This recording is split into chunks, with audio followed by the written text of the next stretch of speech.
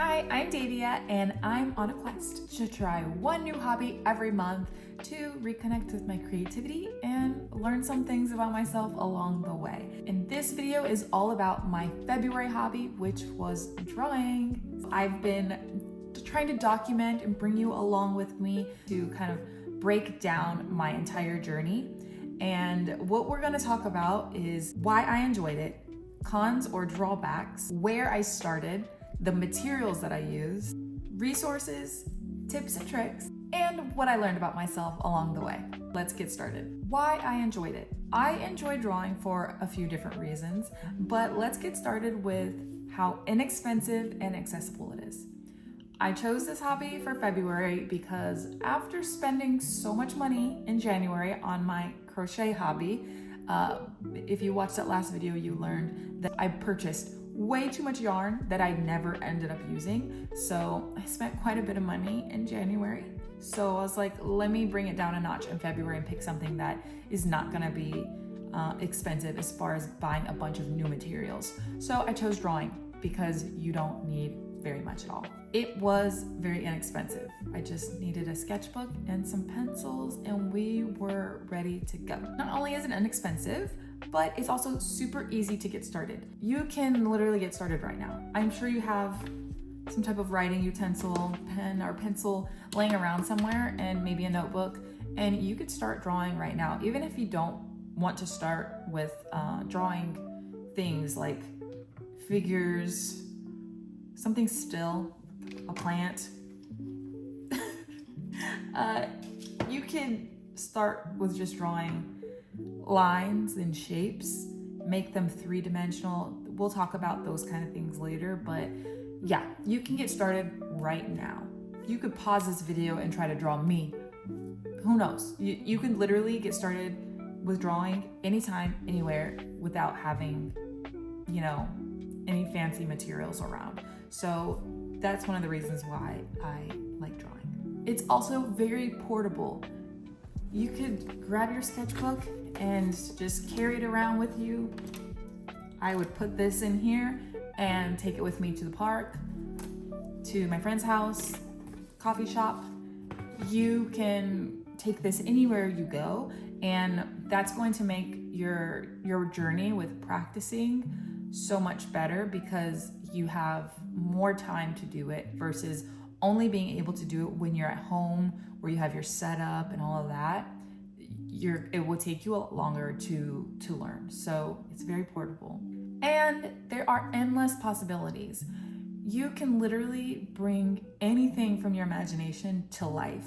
And that's one of the things that's really beautiful about drawing is you don't need a template or something to follow. Maybe in the beginning, of course, but eventually you can get to the point where you can think up a character or a place or a thing, an object, and make it come to life on paper, which is really fun and exciting to be able to do, to make your imagination come to life. And you can't really do that with other hobbies sometimes. Like for example, with crochet, I feel like you have to be pretty advanced to come up with your own pattern to be able to create a piece that is from your imagination. That takes a lot more advanced skill that you most likely won't be able to get to in 1 month's time. But with drawing, you could do that right now, even if it's not very good. If you come up with some crazy creature or character in your imagination that you want to draw, you can draw it right now. It might be terrible on the first day, but by day 30, after you've practiced a lot of things, I bet you if you try to redraw that exact same character, it will look a lot closer to what you had in your imagination and you've brought it to life. So yeah, drawing has endless possibilities. Cons or drawbacks. With drawing, there wasn't that many cons that I experienced, but one of them is it can be a little hard to find your style. And why it's important to find your style for me is that when you have a style, then it's a lot easier to just knock out drawings because you're not spending so much time experimenting with how you want to draw things. Like I did a lot of experimenting with what kind of eyes do I like. Do I like big cartoon eyes? Do I like realistic eyes? How do I want to draw noses? And that time spent could have been spent towards, just creating different characters. But that's okay. That's why this is a journey. So yeah, I believe it was a little bit tricky to find my style. Near the end of the month, when I was almost done, I realized I liked a mixture of cartoon versus realism. Cartoon and realism, like a mixture of the two, because realism was a little bit tricky to perfect. It takes a lot more time, patience, detail. Cartoon was faster, but it didn't have the same like wow factor as realism. So I ended up kind of combining the two, which was really fun. And another con is it's a little hard not to judge yourself. I will say it's a little tricky. Like when I would draw something and I would feel like I'm doing such a good job, then at the end I hold it back and look at it and I'm like, wow, that's not what I expected it to look like. No, it's not that good. And yeah, it's just, of course we're gonna judge ourselves a little bit unless this is brand new to you and you're like, wow, I've never drawn anything like this in my life. I'm so proud of myself. Then that's great. I'm really excited for you. But for me, I did not have that experience. I think because I used to draw as a kid, I really thought that this was going to be super easy, almost too easy. And I was surprised it was not. It was not as easy as I expected it to be, but we'll get into that later. So yeah, try not to judge yourself. I did draw a picture of my friend and I figured, okay, I have the picture in front of me. I'm gonna draw it, just by looking at it, it should be so easy. And it did not come out the way I expected. And I was like, wow, do I suck or is this normal? So yeah, just give yourself a little bit of grace. It's okay. Yeah. Where I started with the Loomis method, which is a very strategic, scientific, mathematical way to draw a face. I don't know if that's necessarily true about the science and math, but it is very interesting to see the proportions of the face broken down this way. And that's what I did for the first, I would say like day or two. I would recommend working on that for a week, like a whole week out of the month, because it was something that I had to come back to. 1 and 2 days was not enough. So later down the line, I, was like, oh yeah, I know how to do it. And I would forget and I would draw from memory, like just trying to figure it out myself. And I would be like, why is my face proportions so off? Like either the forehead was huge or the eyes were too far apart. And when I went back and learned it again, I realized, oh, I totally forgot a step. And that's why I was completely off. So I recommend drilling this for a whole week, but you can start wherever. If drawing people is not what you want to start with, then don't start with the Loomis method. But that is where I started. It just seemed like the easiest thing to get started with was the face. Then I went on to the body. So clearly you see my interest was gonna be in drawing people. And I started drawing the body with proportions. And again, that was just something new for me. Proportions was just never something that I learned as a kid. I wasn't like classically trained. So I used to just draw aliens that had giant eyes and like a upside down U for a nose and no mouth, because I couldn't figure out proportions. So I just made up my own proportions. And same with their bodies. They would have like these giant heads and then these little bodies, and their bodies, like the shoulders would be too broad, their arms would be too short. So I never really learned facial proportions like that. And body proportions. So learning the body proportions was also mind-blowing for me. You learn a tiny bit of anatomy along the way. You don't have to, go into it too scientifically, but it was very interesting and very helpful to spend time on body proportions, especially if you want to draw a full person. After that, I learned cartoon style versus realism style. Like I said before, realism takes a lot more time, patience, detail. And cartoon is not as much of that stuff. Like you could whip out a cartoon really quickly. So yeah, playing around with what style I wanted to draw more and experimenting with both so I can figure out my thing. And again, figuring out your style just makes it a little easier when you are drawing from imagination to know exactly where you're gonna go. So if I know I want to draw a person and I have my style of how I like to draw eyes, how I like to draw a nose, how I like to draw lips, then I can whip that drawing up in no time and maybe just change small things like make the eyes more almond shaped or more slanted, make the lips a little smaller, a little bigger, but I know the style of it. So yeah, I can change small things about that to make each person that I'm drawing look different. But if you don't have a style at all, then you're likely going to keep resulting in drawing from other people's styles, which is totally fine in the beginning. So yeah, we'll get into resources and things like that so that you can follow along with other people like I did for a little while until you figure out your own style. And then lastly, I worked on portraits, just finding a picture of somebody and drawing them. And when I say portraits, like shoulders up, so mostly the head. And yeah, that's what I ended up doing in the end. So learning body proportions might have ended up being unnecessary since I leaned towards portraits, but I'm still happy that I learned it. And yeah, I had a good time drawing portraits and finding my style with it. So yeah, I ended up going with a combination of cartoon and realism with these portraits. So they weren't exactly realism-ish, but they weren't just straight cartoon either. Materials used. You really don't need a lot of materials.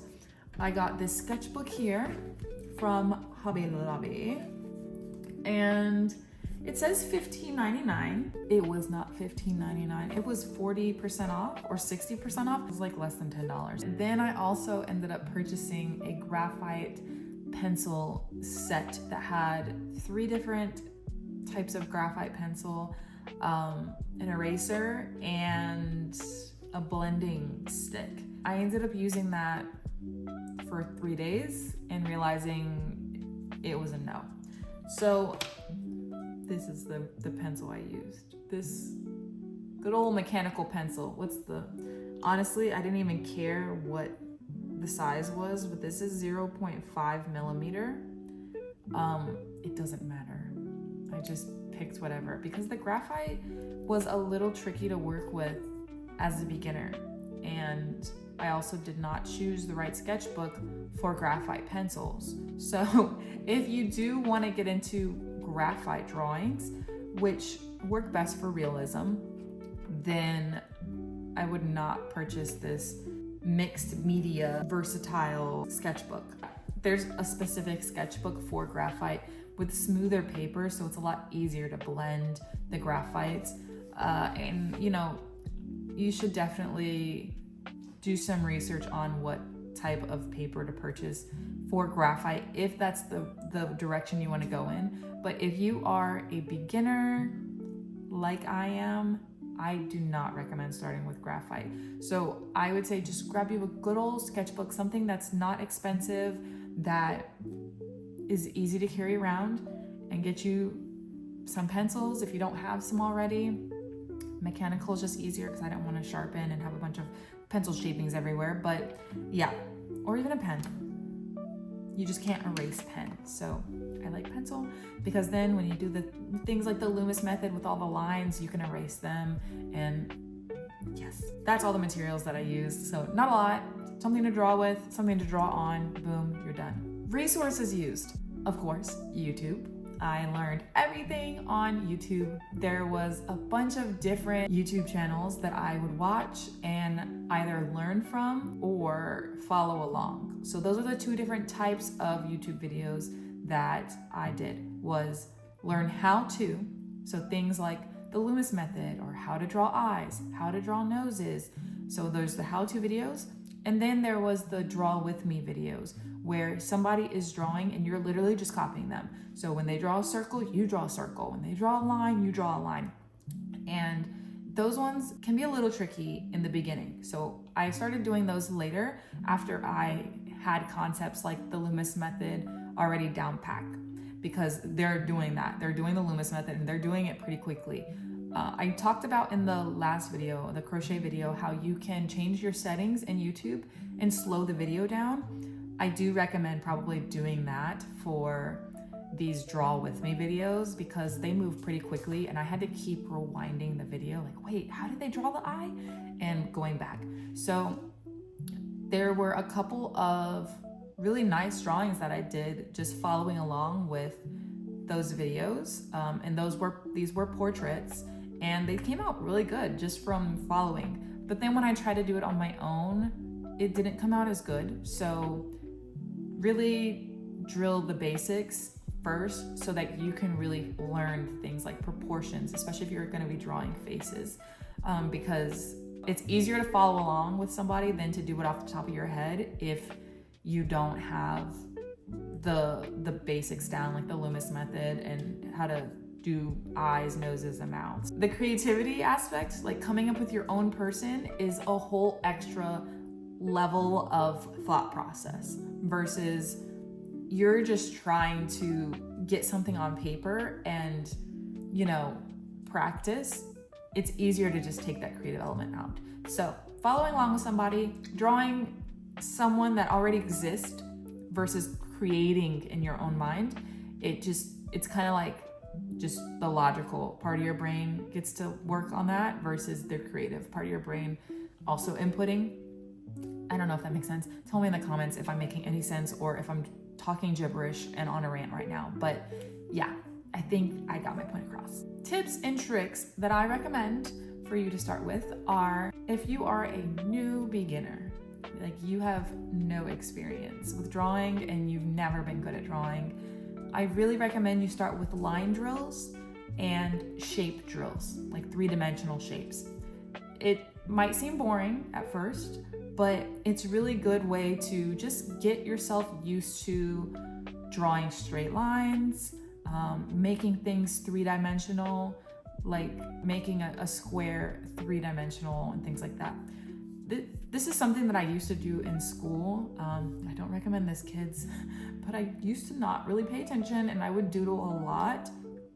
I would do a lot of line drills and 3D shapes. And I didn't even realize that this was like a drawing drill.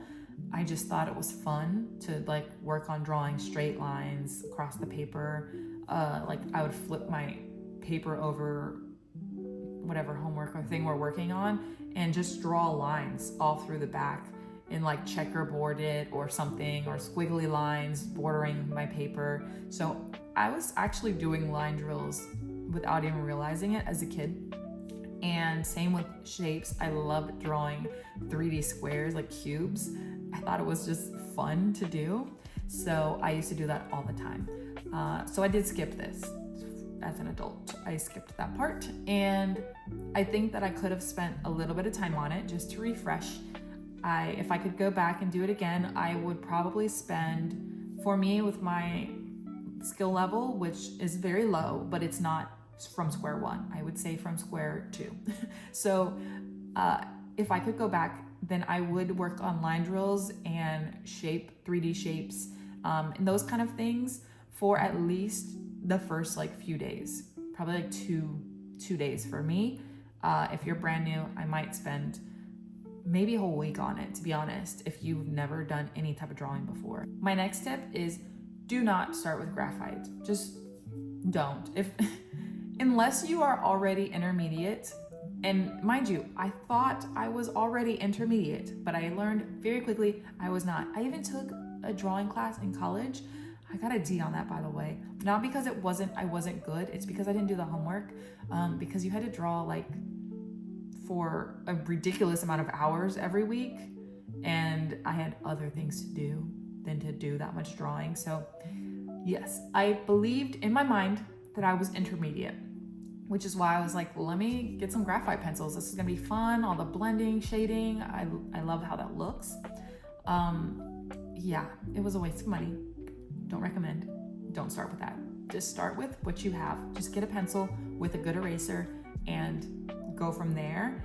If, like I said, if you really feel compelled to do realism with graphite, with the shading, and you want to make those really beautiful graphite portraits or of stills or people, then maybe start doing that later in the month.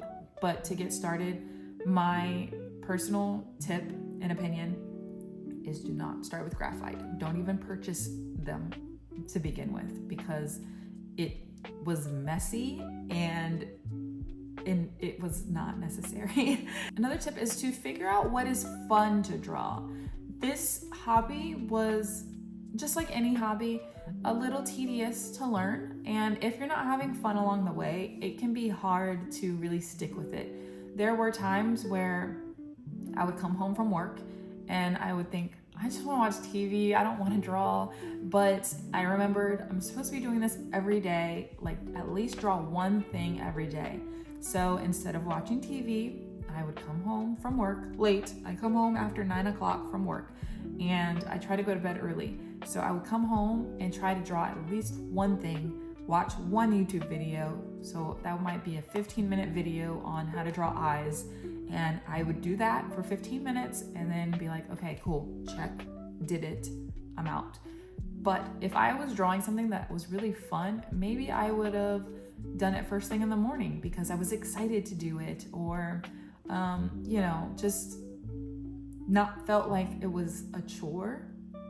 And I think it only felt that way for me because I was rushing the process. I didn't come up with a plan. And that's all part of this journey, is learning how I operate, what I can learn about myself. And I've never really been much of a planner. So yes, if I had come up with a plan, it might have made it a little exciting. Like, ooh, today I start drawing faces, after doing line drills for a couple days. So yeah, try to find a way to make it fun for yourself and try to figure out what is fun to draw to you. If drawing still figures, like just drawing an apple, is not fun for you, then don't do it. I felt like drawing people and faces was fun. That's why I ended up going that direction. My last tip is to try to focus on one thing per day or for multiple days, but try not to just rush and jump into other things. So there would be a day where I might work on bodies, like I would learn about bodies, and then I would also learn how to draw features like eyes and noses. And that's just a lot going on in one day. Your mind needs a little bit of time to process, and you need time to practice these things.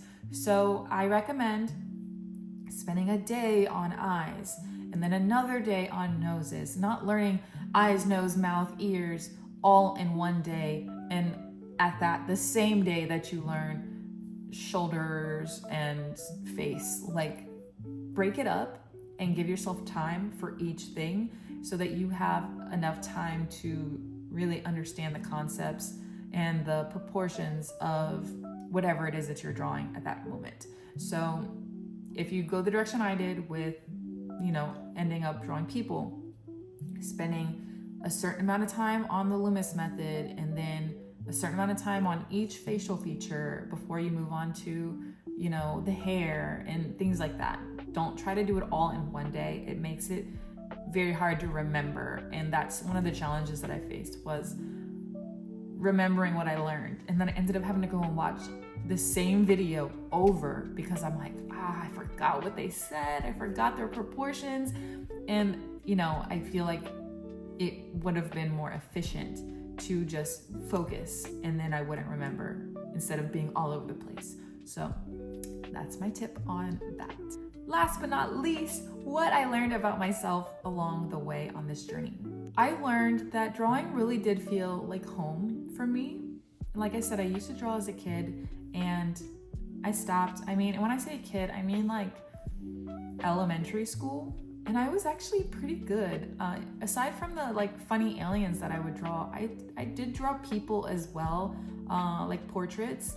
And looking at a picture and then drawing that person, I was pretty good at that for my age. I think I also continued maybe a little bit in middle school. I was pretty young, and then I didn't do it anymore. And then, like I said, in college, 1 year I took one course that I almost failed. But yeah, this wasn't something that I've been consistent with, but I did do it for my inner child when I was trying to figure out what hobbies I want to do. And I talk about this in my very first video doing the introduction to this series. I talk about the different hobbies that I had written down, and some of them were for my inner child, things that I might not necessarily think right now like, oh yeah, I want to do that, but things that I used to do as a kid that might awaken or, you know, make my inner child smile, just bringing that inner child energy out. And it did do that. I did feel like my inner child was happy doing this. So yeah, that was a great thing to learn about myself. But I did also learn a little bit of the opposite of that, which is that this wasn't as exciting for me as learning something brand new. Like last month, learning crochet. I have never crocheted ever in my entire life. And learning that brand new from scratch was so exciting to me because it was something that I did not even know I could do. And while I did expect, if you watched that video, you know that I expected I would be good at it, especially because I started out nice and strong with something that came out decent. When it got hard, it was really hard, and I was really like beating myself up a little bit. But at the same time, I was like, it's okay. I've never done this in my whole life. Like, if I'm not good at it, that's okay. But with drawing, I felt a little bit more hard on myself. Like, you used to be good at this. What happened, girl? Like, where are you at? So, yeah, I would say. Attention, please. Can I have your attention, please? We're conducting a test of the fire life safety system. Yeah, so it wasn't as exciting as learning something new, like last month, but it was still fun. Just maybe not as exciting. I did also learn that I do learn fast with drawing. It was really easy for me to pick up on some of these concepts like the Loomis method. I feel like I learned it pretty quickly, and I was proud of myself because that was something that I've never done before.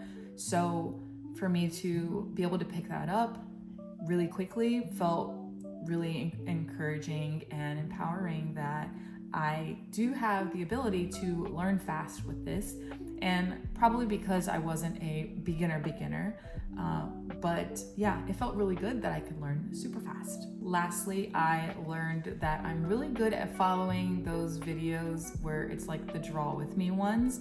I feel like my best work came from those videos. So those were my favorite to do. And it reminded me of when I was a kid. I used to watch this show called Pappy Land.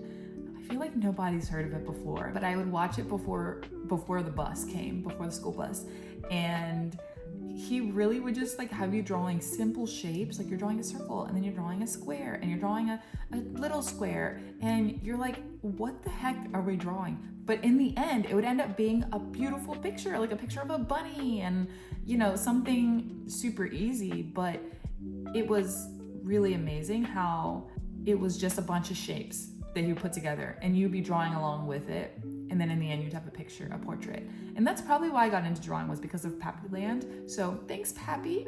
Yeah, those draw with me videos kind of reminded me of like the adult version of that. So they were fun for me. And also I was good at those, much better at those than trying to just draw on my own. Because when I did it on my own, like I drew this portrait of myself, it didn't quite come out as good. And that's okay, you know? It doesn't look terrible. It's not giving Trisha from Napoleon Dynamite, but yeah, it wasn't my best work, and it's all good. It's just part of the journey, and I'm really happy that I did that. So that's it for this video. That's everything I wanted to talk about and cover and recap on my month of drawing, which was so fun, and it was exciting for sure. I loved that I could take this anywhere, and I drew at the park some days. And for the most part, I would come home, get cozy and snuggly in my blanket, and just draw in front of the TV, following a YouTube video, and sipping a nice warm drink before bed. And it was really comforting. Like I expected, my inner child was very happy. So yeah, drawing is great. I think that this is something everybody should try as one of their hobbies. If you are also doing this hobby challenge with me, add this to your list. It seems simple, like so simple that you might think not to do it, but I highly recommend it, especially when you're on a dollar crunch, because it's the cheapest hobby that I can think of to start with. You just need paper and pencil and you're in there. I hope you enjoyed this video. If you haven't seen my last 2 videos in this series, which is January crochet and my intro video, which will help you get started on your journey. It gives you a lot of ideas on hobbies that you can choose from, or even it even talks about why I started this, talking about creative energy and the importance of it, and why I felt like it was important for me to reconnect with my creativity. So yeah, if you haven't seen those 2 videos, or my super cute shorts, which just a recap of everything in like a very short video, then please go watch those. It really helps me out. And give this video a thumbs up. Leave me a comment down below on if you're gonna try drawing, what your favorite things to draw are, and yeah, your favorite thing about this video. I would love to hear about it and get the conversation going. So yeah, I'll see you in the next one for March, which is gonna be so exciting. I am almost done with my March hobby. I'm recording this video a little late, but my March hobby is clay and pottery. So I can't wait to share with you what I have in store for that video. So yeah, I'll see you next time. Bye.